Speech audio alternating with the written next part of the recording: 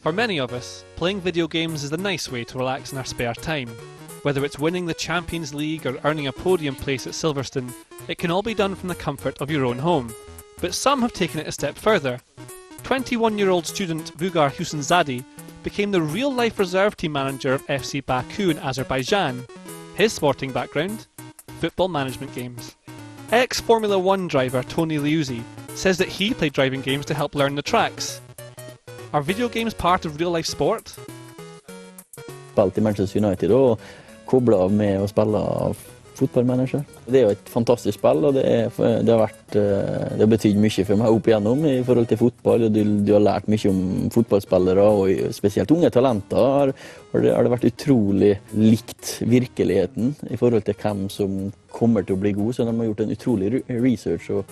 Since its inception back in 1992, Football Manager has topped sale charts worldwide and is one of the top-rated and highest-selling PC games of all time.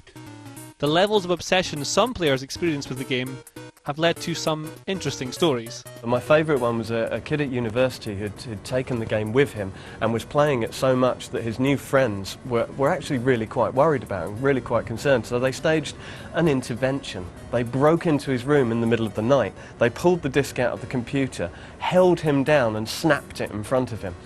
And they did this because they loved him, because they wanted him to come out more. They were worried at how pale he looked. It was a beautiful thing. The game has also been cited in over 35 divorce cases, not just the amateurs who get addicted.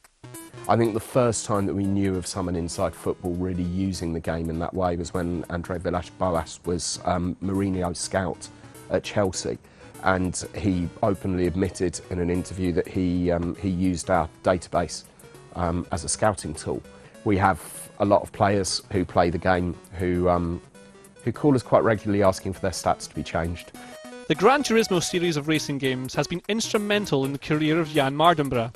From the living room to the podium at Le Mans, the previously unknown driver won the Nissan GT Academy competition in 2011, and now, just 2 years later, finds himself in the driving seat of a real-life Formula 3 car. Motorsports have long used simulators to help train their drivers. Under set conditions, the corners and straights of tracks can be learned before the real practice begins.